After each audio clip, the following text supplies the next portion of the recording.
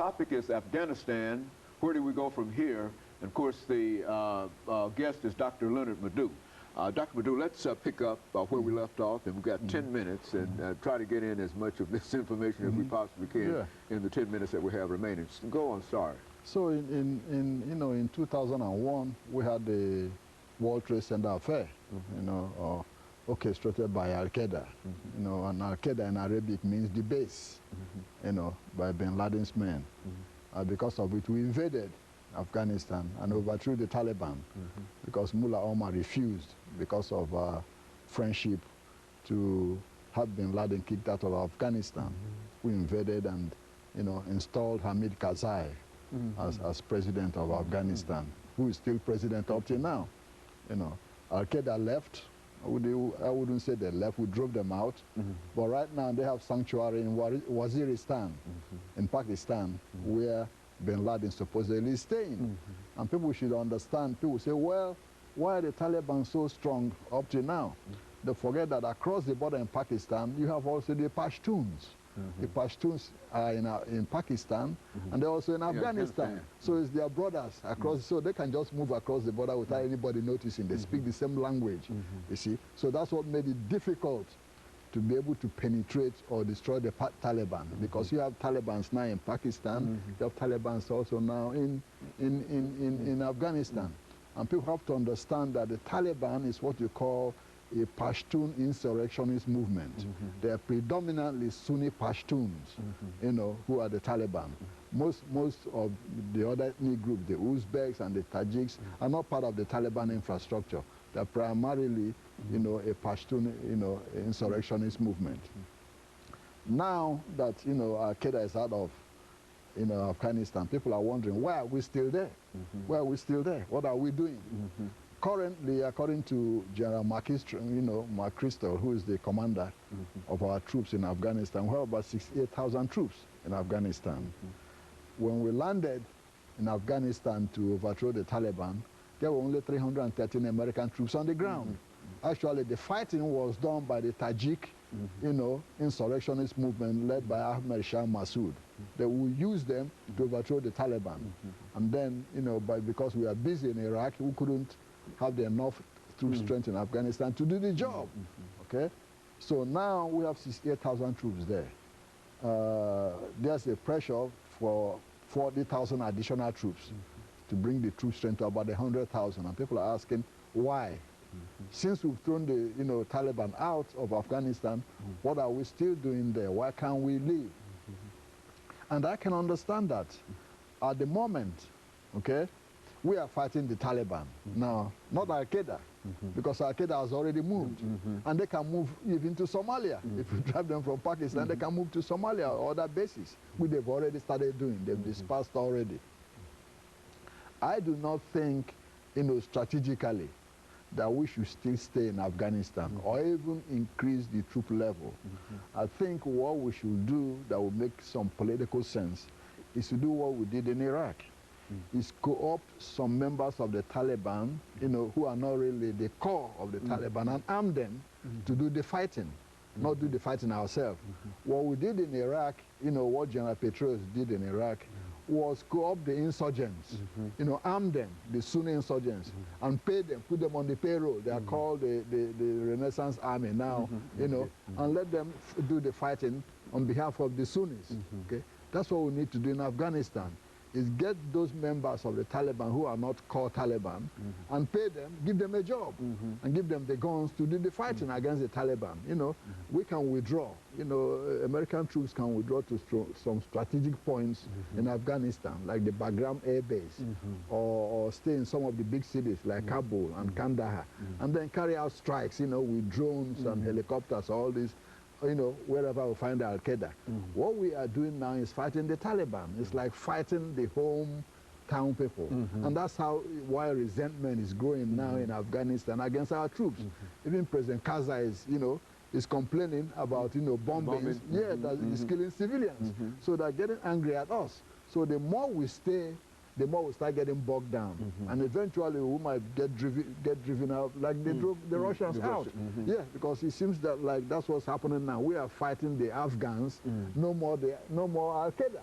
You see, because the Taliban, they're Afghans. They have nothing to do. You said we're fighting the hometown Exactly, folks, we are fighting the hometown folks now. And that's not what we went there for. We went there to drive Al-Qaeda out, quite frankly. And since Al-Qaeda is out, we have no reason to want to stay there. Exactly, we don't have strategic reason. No strategic reason to stay there. You know, militarily, we can still keep an eye on Al-Qaeda from bases within Afghanistan itself, just like we've done in Iraq now. Withdraw, you know, to bases in case there's any problem. We move in, you know, but arm the local people themselves to do the fighting themselves, you know, because what is happening now, regardless of how much we train the Afghan army, regardless of how much equipment we give the Afghan army, I do not think they are capable of defeating the Taliban, because the Taliban have, you know, ideological motivations to fight.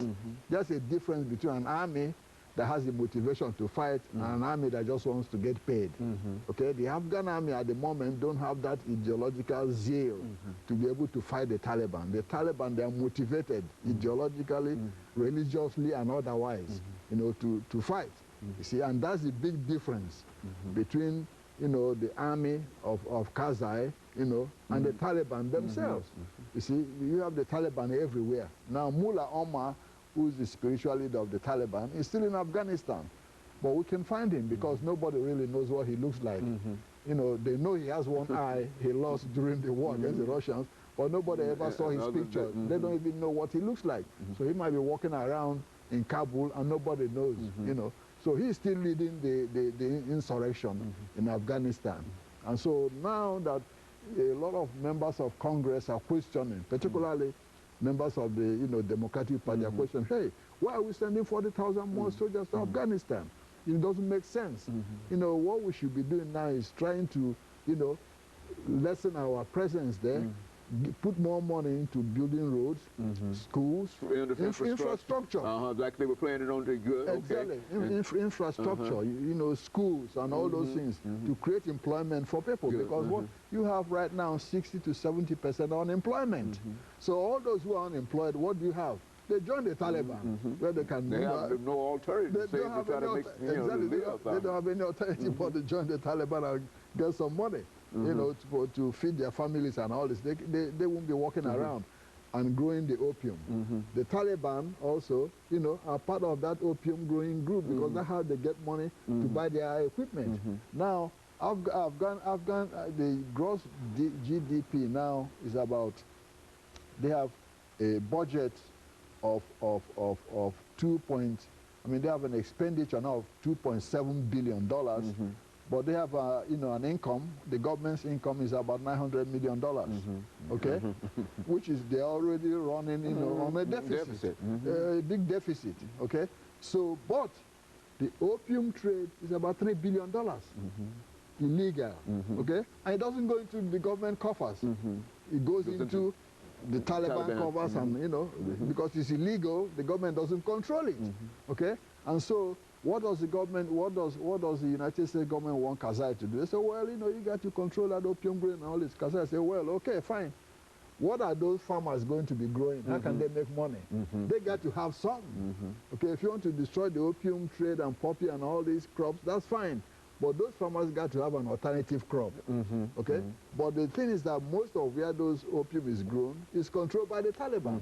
Karzai's, you know, authority doesn't extend beyond Kabul, like most people know. He doesn't even control the northern part of the country, which is under the control of General Dostum, or the western part of the country in Herat, which is under, you know, Iranian influence, or the Tajik, you know, territories, which is under, you know, control of other factions. And that's the big problem, you know. Now people say, well, why is President Obama trying to talk with the Iranians and all this? Yes, he's trying to talk with the Iranians because in a way Iran has some influence in Afghanistan. Most of Western, you know, Iran, Western Afghanistan, you know, has, you know, and that could at least give us an opportunity by negotiating with Iran, at least give us an opportunity to get out of there. That's correct. Exactly. Okay. Give us some opportunity to get out of there. Dr. Madu, we're just about coming to the end of this show, as you know, and we just thank you for just bringing that information, that relationship information to us today. And I think that a lot of folks will see in what you're saying here some of the real problems that we are having. And of course, let me also encourage our audience to tune in again next week for another informative edition, and to remind them that most of these topics can be seen on our site on YouTube. And again, let me thank you for being with us tonight, this morning, and again, good morning.